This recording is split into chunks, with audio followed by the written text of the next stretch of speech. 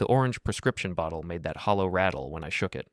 The sound of betrayal disguised as morning routine. 3 months' worth of epilepsy medication gone. I'd filled it just 2 weeks ago. Serena, I called toward the kitchen, where my wife's voice carried in hushed, conspiratorial tones. Where are my pills? The conversation stopped abruptly. Through the doorway, I could see her hunched over her phone, platinum blonde hair catching the morning light streaming through our bay windows. Our house in Millbrook, Connecticut, had always felt too big for 2 people, but now it felt cavernous. Alex, honey, we need to talk about breaking this cycle, she said, not looking up from her screen. I've been learning so much about pharmaceutical dependence. It's a manufactured disease.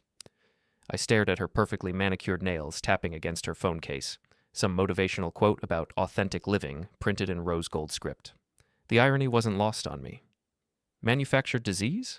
I repeated, my project manager brain already calculating the dangerous math. No medication meant seizures. Seizures meant hospital visits, missed work, potential accidents. Serena, I've had epilepsy since I was 12. This isn't some wellness trend.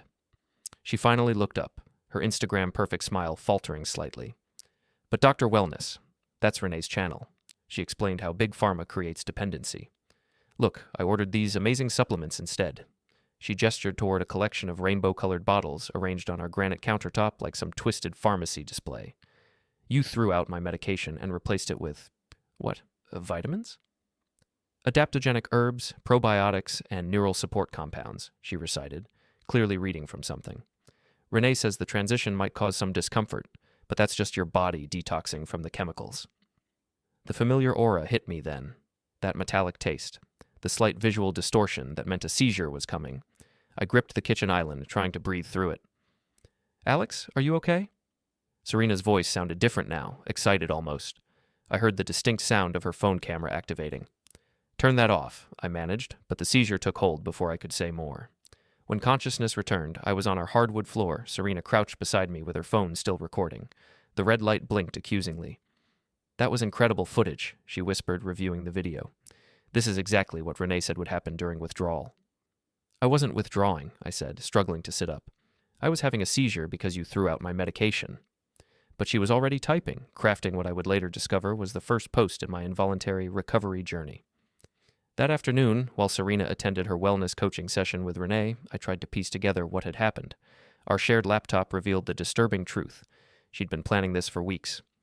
Browser history showed dozens of visits to holistic healing channels, forums about pharmaceutical slavery, and most damning of all, a GoFundMe page titled, Help Alex Beat Addiction. The description made my blood run cold.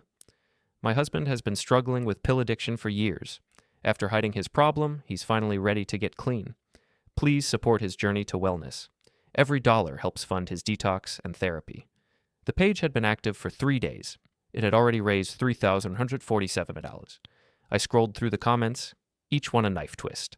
Friends, neighbors, even my own parents had donated, leaving messages of support for my brave decision to get sober. Serena had shared edited screenshots of my pharmacy refill reminders, stripped of all medical context, making them look like desperate drug-seeking messages. My phone buzzed. A text from my mother. So proud of you for admitting you have a problem, sweetheart. Dad and I donated $500. We love you. Another from my boss. Take all the time you need for rehab, Alex. Your job will be here when you're ready. The front door opened, and Serena's voice carried through the house, still on the phone with someone. The withdrawal episode this morning was intense, but Renee says that's normal. I got it all on video for documentation. Yes, I think we're looking at a full detox timeline of at least 6 months. The fundraiser is going better than expected. I sat in our living room, surrounded by the life we'd built together. Wedding photos on the mantle, vacation souvenirs, the throw pillows she'd spent hours selecting, and realized I was living with a stranger who was monetizing my medical condition. The laptop screen reflected my face, pale and hollow-eyed. Behind my reflection, the GoFundMe page continued accumulating donations from people who thought they were helping me recover from an addiction I'd never had. My phone buzzed again.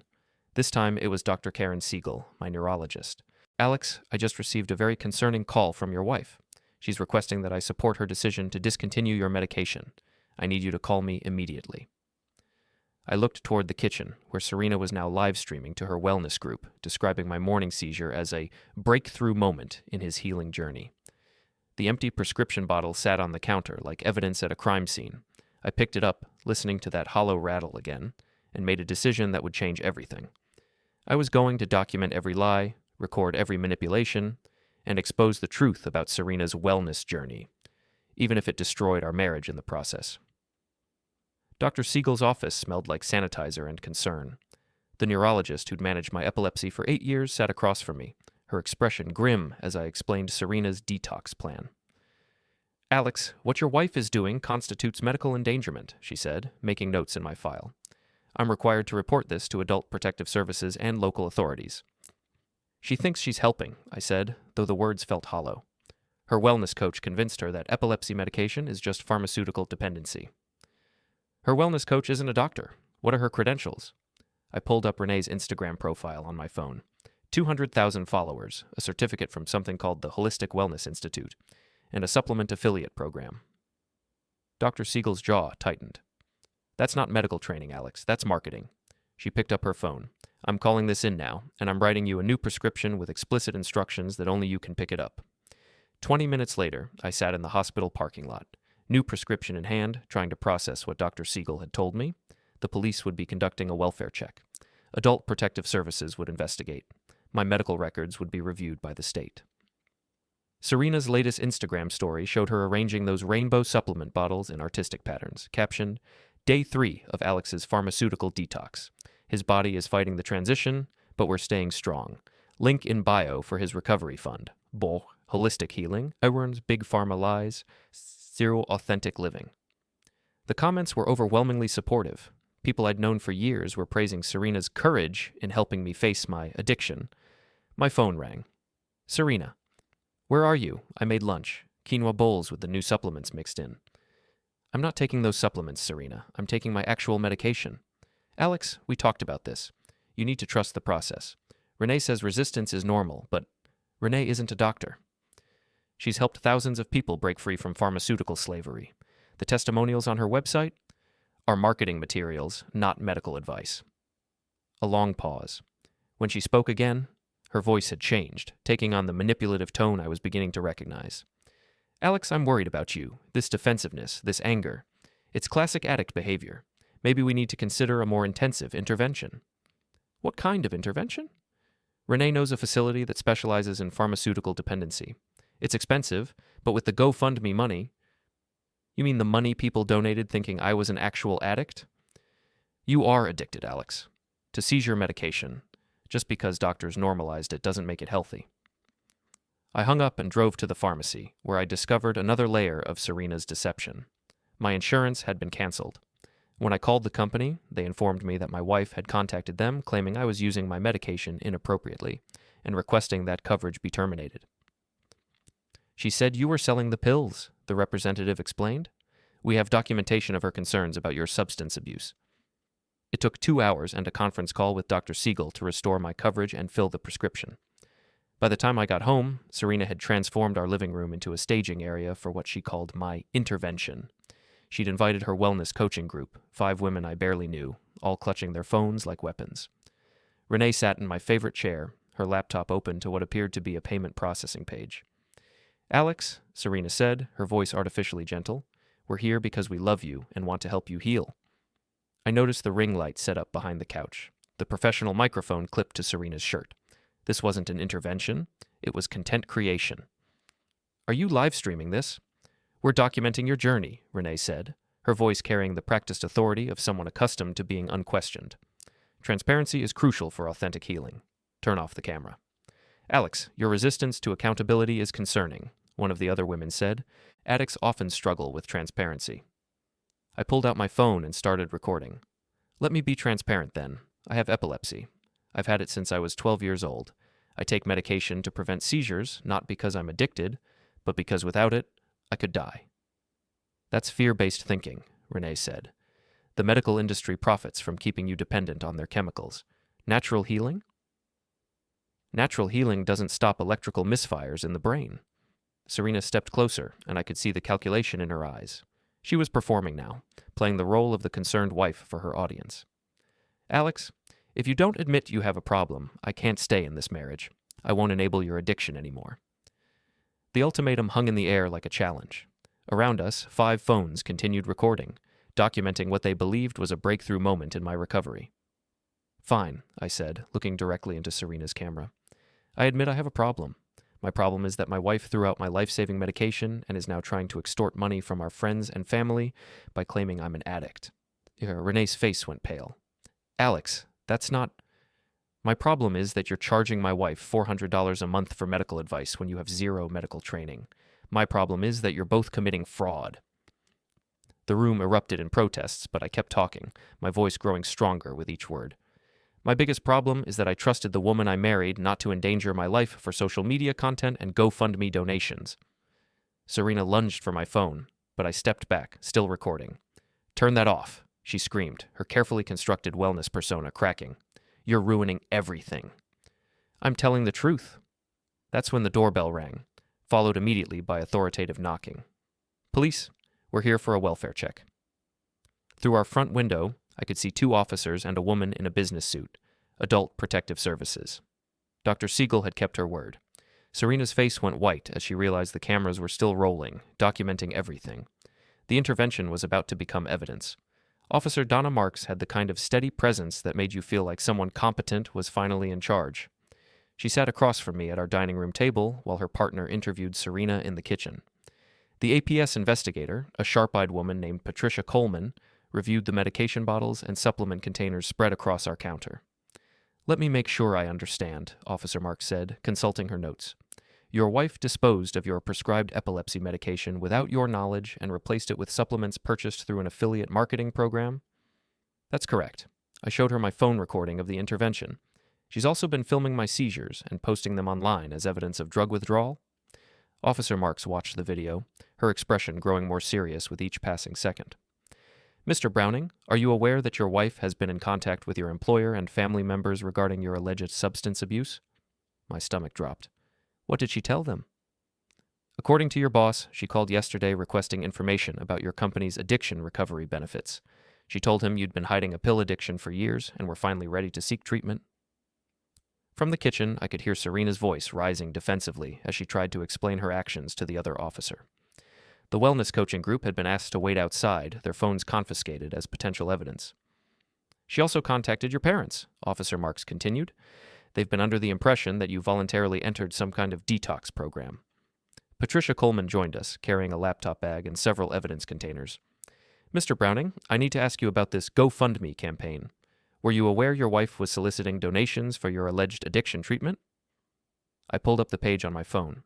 The total had climbed to $4,200. "I discovered it yesterday. She created it without my knowledge or consent. The description claims you've been struggling with pill addiction for years and are now seeking treatment. Is any of that accurate?" "None of it. I take prescribed medication for a documented neurological condition. I've never been addicted to anything." Coleman made notes in her file. "We'll need to review your medical records with Dr. Siegel's office. We'll also need copies of all communications between your wife and your employer, family members, and insurance company." Officer Marks leaned forward. "Alex, I have to ask, has your wife ever threatened you or used physical force to prevent you from accessing your medication?" "I thought about yesterday morning when she'd hidden my car keys to prevent me from going to the pharmacy. She's made it difficult for me to get my prescriptions filled, but she hasn't physically assaulted me." "What about emotional or psychological abuse? Has she threatened to leave you unless you comply with her demands?" The intervention scene flashed through my mind. Serena's ultimatum delivered in front of cameras, designed for maximum emotional impact and social media engagement. "Yes, she said she couldn't stay married to me unless I admitted I was an addict." From the kitchen came the sound of Serena's voice, higher and more strained now. "You don't understand. I was trying to help him. The wellness coach said pharmaceutical dependency is a real problem." Officer Marks and Coleman exchanged glances. "Mr. Browning, we're going to need to examine your wife's phone and social media accounts," Coleman said. "Based on what we've seen so far, there are several potential criminal violations here, of fraud, medical endangerment, possibly extortion." "What happens now?" "We're going to recommend that the district attorney review this case for possible charges. In the meantime, we're issuing an emergency protective order that prevents your wife from interfering with your medical care or accessing the GoFundMe account." Officer Marks stood up. "We're also going to need you to come to the station tomorrow to give a formal statement. Bring any recordings, text messages, or other documentation you have." As they prepared to leave, Coleman handed me a business card. "Alex, I want you to understand something. What your wife did, disposing of prescribed medication, creating false narratives about your health, soliciting money under false pretenses, these aren't the actions of someone who's confused or misguided. This was systematic and deliberate." Through the window, I watched the wellness coaching group huddled on our front lawn, their phones still confiscated, their faces ranging from confused to indignant. Renee stood apart from the others, frantically typing on a tablet, probably trying to manage the crisis that was about to destroy her online empire. When the officers brought Serena back from the kitchen, her makeup was smeared and her Instagram-perfect appearance had crumbled into something raw and desperate. "Alex, you have to tell them this is all a misunderstanding," she pleaded. "I was trying to help you get clean." Renee explained how pharmaceutical companies create dependency. "Mrs. Browning," Officer Marks interrupted, "you're not under arrest at this time, but I strongly advise you to contact an attorney. The evidence we've collected today suggests multiple criminal violations." Serena's face went white. "Criminal violations? I was helping my husband." "You were endangering his life," Coleman said flatly, "and defrauding people who thought they were supporting legitimate medical treatment."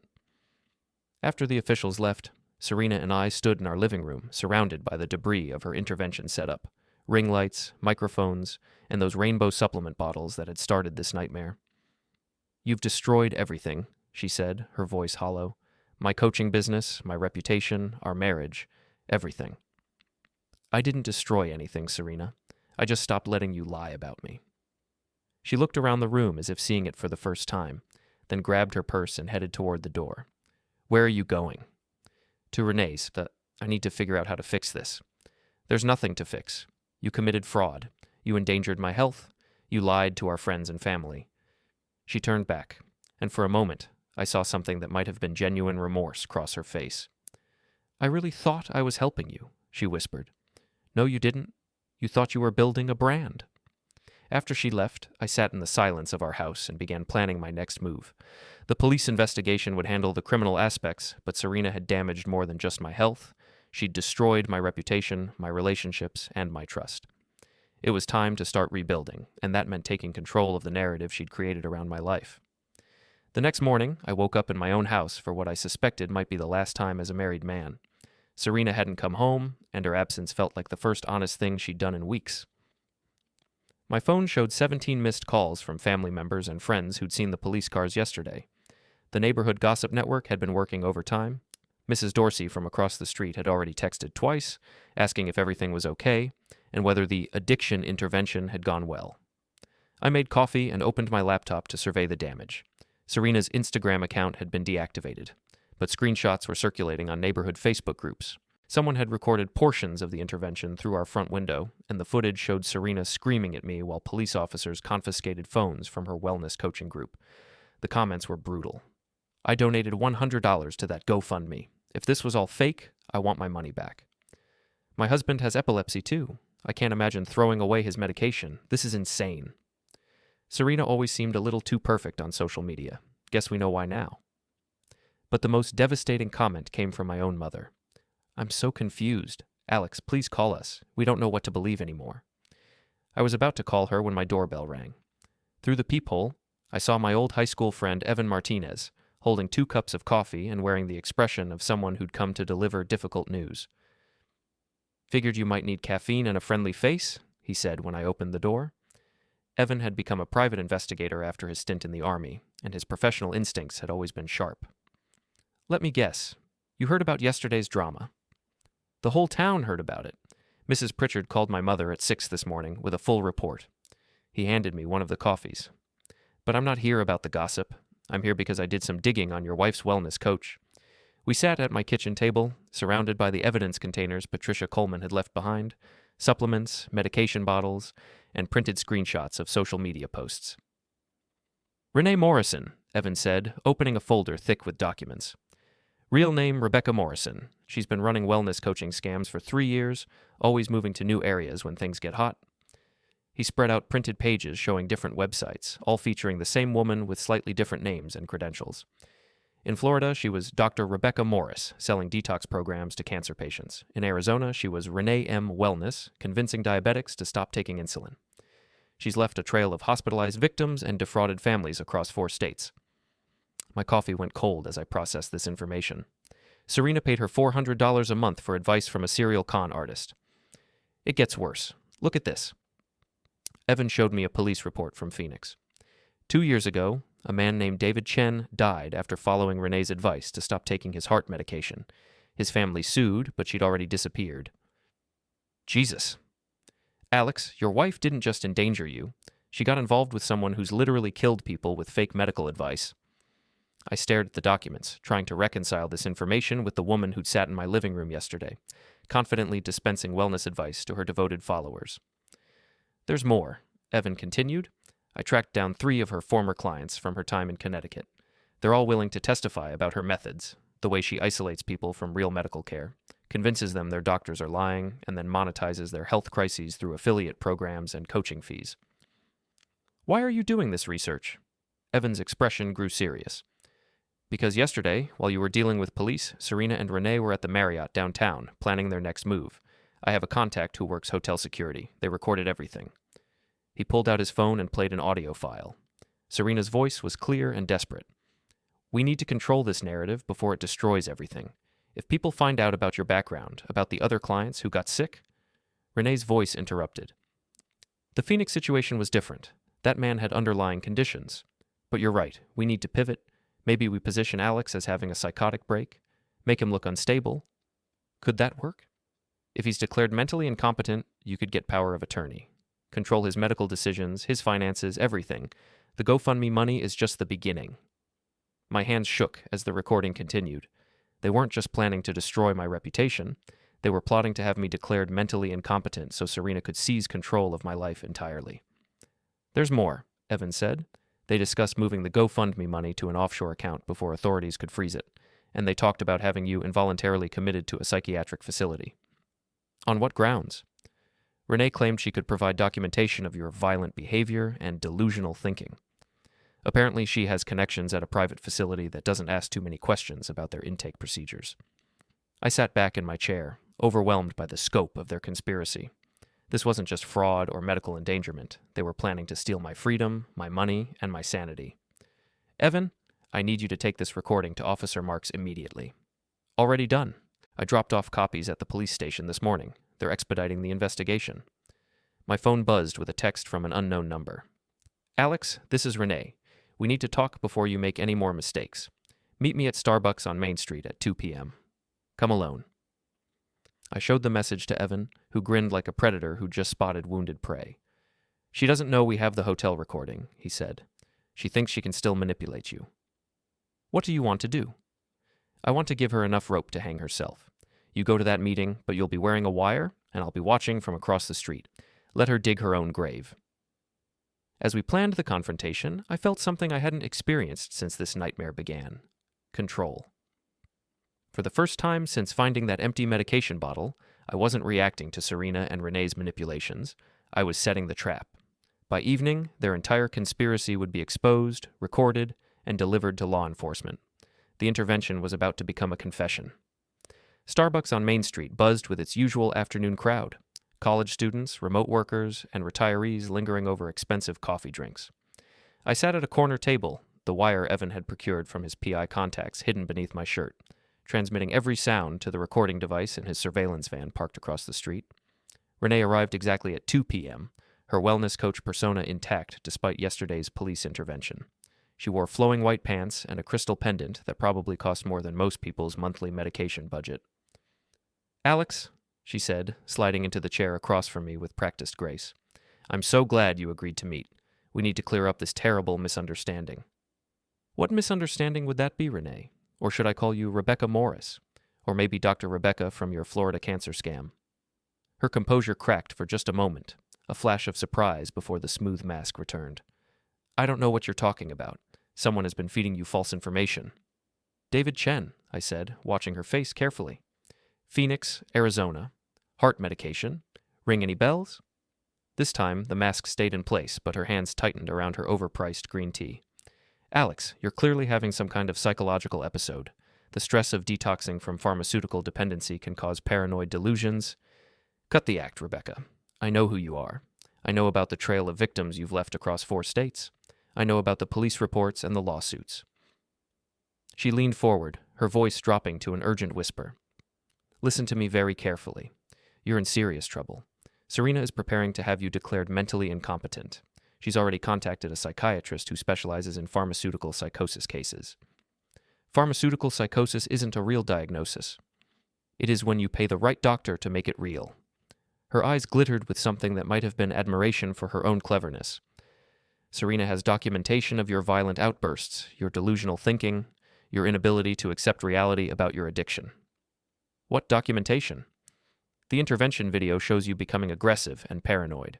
Your own phone recording demonstrates hostile behavior toward people trying to help you, and then there's the police incident. You called law enforcement on your own wife because you were having drug-seeking delusions.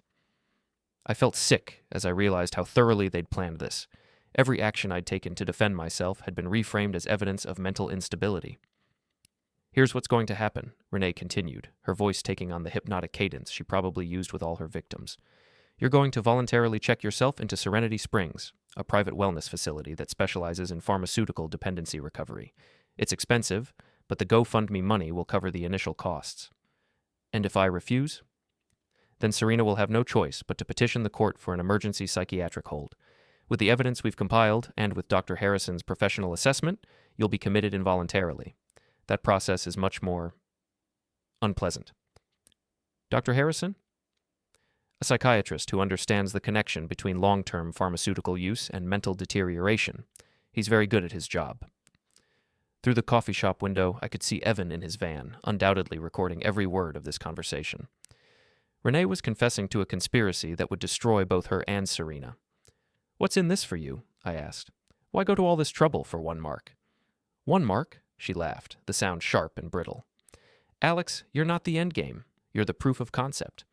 Serenity Springs pays me a $10,000 referral fee for every client I bring them. But more importantly, your case will be my masterpiece. A documented transformation from pharmaceutical slave to holistic wellness success story.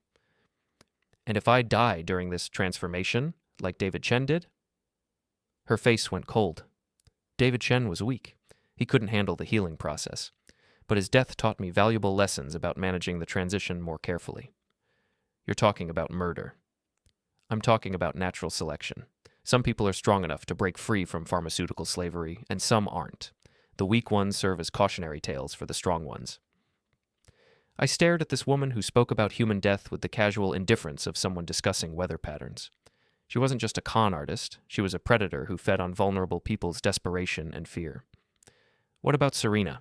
What happens to her after you've destroyed my life? Serena gets to be the grieving widow who bravely tried to save her addicted husband. She'll inherit your life insurance, your house, and whatever's left of the GoFundMe money. Plus, she'll have an incredible story to tell about her journey through spousal addiction, very marketable in the wellness space. You've thought of everything. I always do. She checked her phone. You have until tomorrow morning to decide. Voluntary admission to Serenity Springs, or involuntary commitment to the state psychiatric facility. Either way, you're going somewhere that will help you understand reality. After she left, I sat in the coffee shop for another 20 minutes, letting the full scope of their conspiracy sink in. They weren't just planning to steal my money, they were planning to erase my entire existence and rebuild it as content for Serena's wellness brand. But they'd made one critical mistake. They'd underestimated my ability to fight back. When I finally walked out to Evan's van, he was grinning like someone who just won the lottery. Please tell me you got all of that. Every word. And Alex, we've got them. Conspiracy, fraud, attempted kidnapping, and accessory to murder in the David Chen case. Renee just confessed to everything. What's our next move? We deliver this recording to Officer Marks, and then we sit back and watch their entire operation collapse. As we drove toward the police station, I felt something I hadn't experienced in weeks. Hope. The nightmare was almost over, but first, I wanted to see the looks on their faces when they realized their perfect plan had become their perfect confession. The wire had captured everything they thought they could hide. Now it was time to broadcast the truth. The arrest happened at dawn. Through my bedroom window, I watched as police cars surrounded the Marriott Hotel where Serena and Renee had been staying. Officer Marks had called me 20 minutes earlier to let me know the takedown was happening. We've got enough evidence to charge both of them with conspiracy to commit fraud, medical endangerment, and attempted kidnapping, she had said. The recording from yesterday sealed it. By 7 a.m., my phone was buzzing with calls from neighbors who'd seen the news vans gathering outside the hotel. The story was spreading fast. Local wellness coach arrested in elaborate medical fraud scheme. I made coffee and opened my laptop to watch the coverage.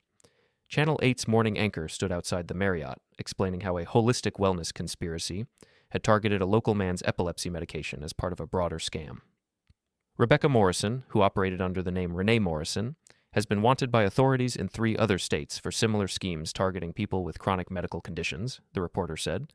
Her accomplice, Serena Browning, is the victim's wife, who allegedly participated in the plot to have her husband declared mentally incompetent. The camera showed footage of both women being led away in handcuffs.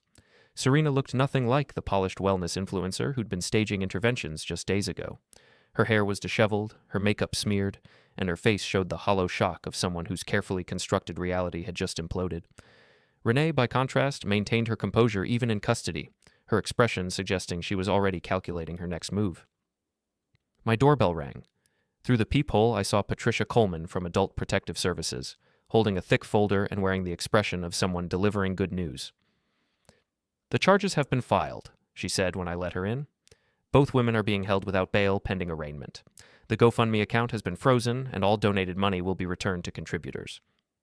"What about the wellness coaching business?" "Shut down. We've identified 17 other potential victims from Renee's client list, people she was advising to discontinue prescribed medications. They're all being contacted by their doctors immediately." She handed me the folder. "These are copies of all the evidence we collected. Phone records, social media posts, the hotel surveillance footage, and your wire recording. You'll need them for the civil lawsuit." "Civil lawsuit?" "Alex, what they did to you caused measurable damages. Medical endangerment, defamation, emotional distress, and fraud. Any lawyer in town would take this case on contingency." After she left, I sat at my kitchen table reading through the evidence files. The scope of their conspiracy was even broader than I'd realized. They'd been planning to use my case as a template for targeting other epilepsy patients, building a systematic operation that would have destroyed dozens of lives.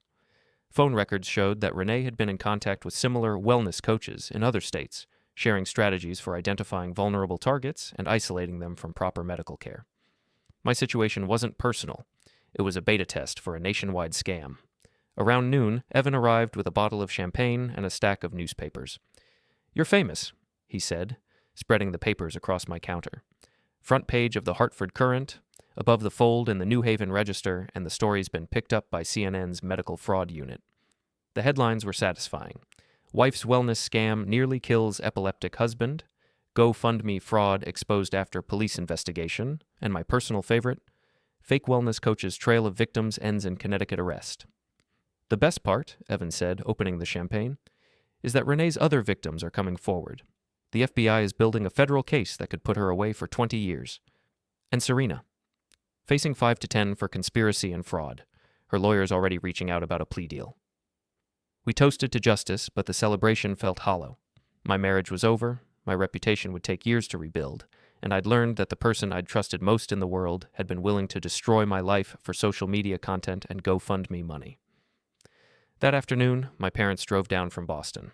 My mother cried when she hugged me, apologizing over and over for believing Serena's lies. "We should have known," she said. "You've never been anything but responsible about your medication." "She was convincing," I said. "She fooled a lot of people." My father, a retired engineer who'd always been skeptical of anything that couldn't be measured or quantified, shook his head in disgust. $400 a month for advice from a con artist, he said, "and she nearly got you killed for it." Over dinner, they helped me start planning the next phase of my life. The house would have to be sold. Too many bad memories, and I'd need the money for legal fees. My job was secure, but I'd probably want to transfer to a different office, away from the gossip and speculation. "What about dating?" my mother asked with the delicate concern of someone trying to assess long-term damage. "Mom, my wife was just arrested for trying to have me committed to a psychiatric facility so she could steal my life insurance money. I think I'll be taking a break from relationships for a while." As evening approached, I found myself alone again in the house that had become a crime scene. Police tape still marked off areas where evidence had been collected. The supplement bottles were gone, seized as evidence, but their absence felt like a victory. I walked through rooms that had once felt like home, remembering the woman I'd thought I'd married. Had Serena always been capable of this level of manipulation and cruelty, or had her involvement with Renee corrupted something that had once been genuine? It didn't matter now.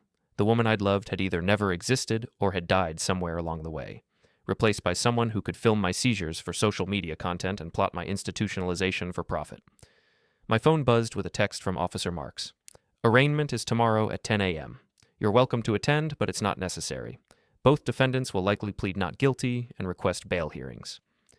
I decided I would attend.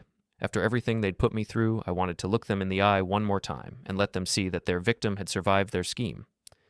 The next morning, I sat in the gallery of Hartford Superior Court and watched as Serena and Renee were led in wearing orange jumpsuits and shackles. The judge read the charges: conspiracy to commit fraud, medical endangerment, attempted extortion, and in Renee's case, additional federal charges related to her activities in other states. When Serena's lawyer entered a plea of not guilty, she turned and looked directly at me. For a moment, I saw something that might have been remorse in her eyes. Then she turned away, and I realized I was looking at a stranger. Outside the courthouse, reporters asked if I had any comments about my wife's arrest. I hope this case sends a message, I said. People with chronic medical conditions are vulnerable to predators who promise miracle cures and holistic alternatives. My wife nearly killed me because she believed a con artist over actual doctors. That's not wellness. That's dangerous delusion. The story ran on the evening news with the headline, Epilepsy Patient Speaks Out After Wife's Arrest. 6 months later, Serena pleaded guilty to conspiracy and fraud charges and was sentenced to 3 years in prison. Renee was convicted on federal charges and received 15 years. The civil lawsuit resulted in a settlement that covered my medical expenses and provided enough money to start over in a new city. I moved to Portland, Oregon, where nobody knew about the wellness coach scandal or the wife who'd tried to steal my sanity. I found a new neurologist, a new job, and eventually a new perspective on trust and relationships. Sometimes people ask me how I survived what happened, how I found the strength to fight back against such an elaborate conspiracy. The answer is simple. I refused to let someone else's lies become my reality. Serena and Renee had underestimated one crucial factor in their plan. They assumed I would be passive, that I would accept their version of events and submit to their control. They never considered that their victim might fight back with the same systematic determination they'd used to destroy him. In the end, their greatest strength, their ability to document and broadcast everything, became their greatest weakness. Every lie they told, every manipulation they attempted, every cruel plan they hatched was recorded, saved, and ultimately used as evidence against them. The prescription bottles in my new medicine cabinet are full now, properly labeled and secured with a lock that only I control.